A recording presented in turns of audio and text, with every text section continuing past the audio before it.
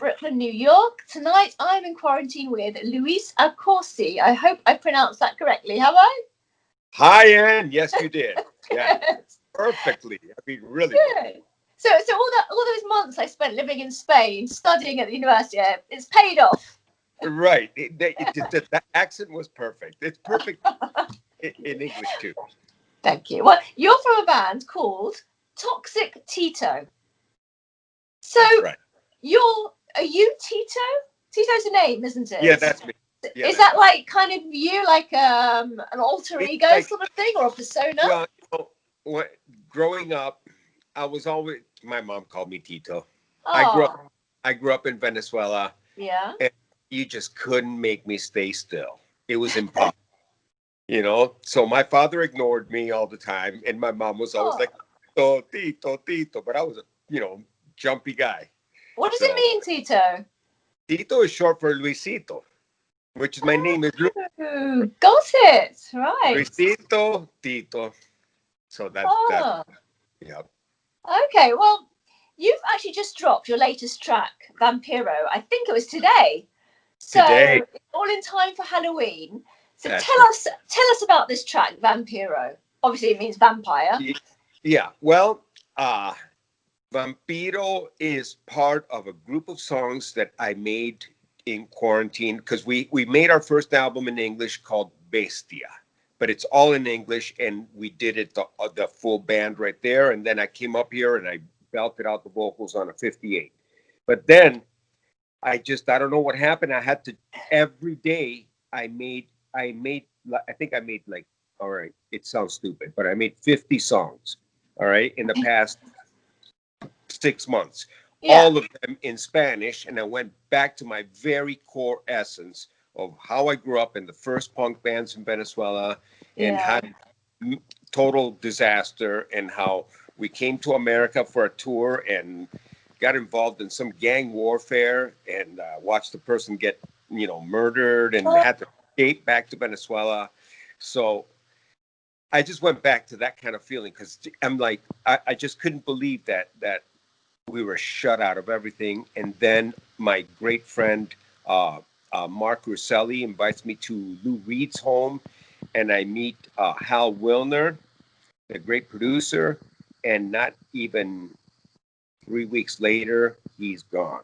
So all of a sudden, it just really, everything is really freaky as shit right now. I got to tell you, it's a strange time to, we're witnessing something insane, massive. The entire globe. We really are just a little rock floating out there. We're just gone nuts. But anyway, back to the Vampiro thing. Yes. So part of that batch of songs, the first song that we did with Toxic Tito was Animal, and it's me basically sitting here totally acting totally insane with no shirt on, and it's pretty funny, right? So people are like this kind of, not a spring chicken here, half naked, and they went over really good. The second one that we did was Come Mierda, which I was going to come on to that. I was watching the video for that just earlier. That's a totally insane video. People out there haven't seen it. I dare you to watch it. I know. I wasn't sure what to think about it. Well, I can tell you right now, if you want, before we get to Vampiro, what Come Mierda means. I know what it means. You tell everybody. Oh, okay. Well, people, Come Mierda, the video, is about getting back what you put out. If you're an asshole to people, and in this case, it shows the guy and his sweetheart is bringing him a delicious dinner, and he starts to complain, and he's going, hey, and you see her pull back and be like, oh, really? Okay. So she opens the little thing, and of course, it's a shit pie. So, as Come Mierda means eat shit. Yeah, eat shit. People don't know. Yeah. Yeah, and the initial inspiration for that was from a movie called The Help. Okay. And it's where the attendant brings the cake to the arrogant person, and the lady starts to eat the cake, and then she just says, eat my shit. So it's from this famous movie, right? Right. But anyway, then, so we got like 10,000 hits on that one, and all kinds of people were dedicating it to their ex-whatevers or the presidents of their countries. So yeah. I can and it just imagine. went nuts, and people were like, "You're on serious drugs," and I'm not, but it looks like I'm really fucked up. It So, does. and somehow it ended up having this theme like Clockwork Orange, Yeah. because I've got the hat and the Yeah, I didn't think of that at the time, but now you mention it, I can see that as yeah, well. yeah, and the sort of the violent reaction and all that, and the umbrella is from, since I've been an art dealer in my life, it's like from Art Basel. So if you Okay. look, it's really funny. It's a white fancy umbrella from Art Basel, and I'm smashing the shit out of it. Yeah. Anyway, so from that, then we made Vampiro, and my beautiful daughter was just in town, and my sweetheart Hale had ordered these vampire costumes. And all of a sudden, I go, Miguel, do you want to do this? And she goes, I'd love to do that. And she's 25 years old, and she's a photographer and pretty well known in LA. So we just looked around, and in the town where we have a little country house in Hudson is this ancient graveyard, and it's all beat up. So we dressed her up, and she looks amazing. And then there's me, all bloodthirsty, just looking as ugly as it could be. And that's the way it's supposed to be. So the message there is, there's a vampiro in everybody. You're looking for the Okay. war. You're looking for the blood. Not the blood in that sense, but that's the allegory. Yeah. And at the same time, there's always a sense of, there's like this goddess that doesn't allow that to happen. Yeah. And that's where Miguela's part is. She looks at it, and if you think you're a vampiro, she's that vampiro maximus, you know. So, she's there, and she's totally immune to your bullshit. And that's that one. So Great. Well, I mean, this is one of the songs you mentioned in Spanish. So how do you decide which tracks you're going to record in English and which you're going to record in Spanish? well, now it's everything English, everything Spanish, except I did a really wicked cover of the Slickers. In that album, The Harder They Come, The Harder They Fall. Mm-hmm. Jimmy Cliff, the very famous early reggae album.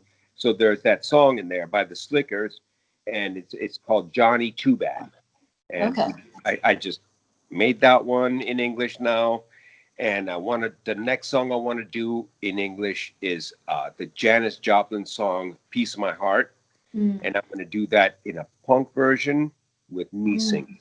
And I know it's a huge challenge to try to meet such a goddess of voice, but I'm going to just pay my respects and let her know that that was so important for me growing up, listening to that. So Janis Joplin is like in the supreme spots of, the music for me. I just want to let everybody know a bit about your band. I probably should have introduced you a bit earlier, but here it goes. Toxic Tito is a New York City heavy metal project coming for your head. The band says nothing here is copied in any way from any other band. It was all straight from the mindset that there is no influence except for our own technical abilities. So this is quite different to, I'd say, every other band and artist I've interviewed, in that you don't claim to have any specific influences. It's all just sort of out there from as if it's sort of appeared by magic from your own minds, which is quite an incredible thing. Is that how it feels to you? That it's sort of just the music just comes to you? Yeah, that's why that's why I am the age that I am, and I never sold a single song. I can't copy anybody. Let's go back to the beginning and start. I know that the story of the band begins in 1977 with you, so tell us the story. So, yeah, I'm in junior high, and it's an English school on top of this kind of a slum, because it was a kind of Presbyterian run international school. Mm-hmm. And I see this blonde guy with cuatro, which is like a mandolin, but a Venezuelan mandolin, and he's painted it psychedelic colors. He's like, totally blonde dude, and he has these weird alpargatas, and I'm like, that's going to be my best friend.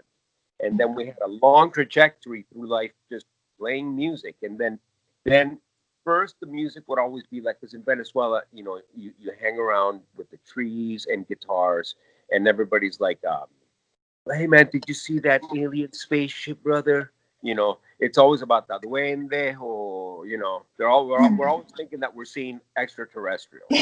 So so that's where we first would start like that. But then all of a sudden, I was like, man, I kind of like punk music, and Yeah. and and and and I played the drums then.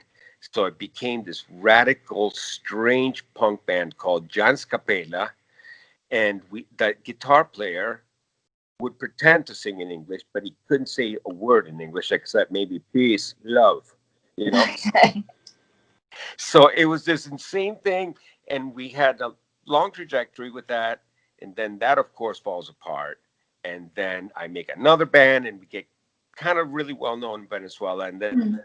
beautiful lady called Stella, who was a big star there, falls in love with me, and vice versa, and we move to America, and then win the search of this fame and glory that is the rock world. But Mm. then I became an art dealer, and I always played music, but I had a career in art, and I made a family, which didn't work out, and then I just always played music. Like I burnt the candle on all ends all the time. Somehow I'm still here though, Mm. and now that we're at a point where we can just do whatever we want, I'm belting out the best music I've ever made, and it's very strange because Mm. people say your best output is when you're young, but I have the experience of a life Mm. today, Yeah.